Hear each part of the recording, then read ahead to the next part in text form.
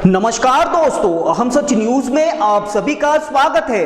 मैं अनिल अंचल लेकर हाजिर हूं सागवाड़ा शहर सहित आसपास की खास हलचल को। तो फिर चलिए खबरों के सिलसिले को आगे बढ़ाते हैं।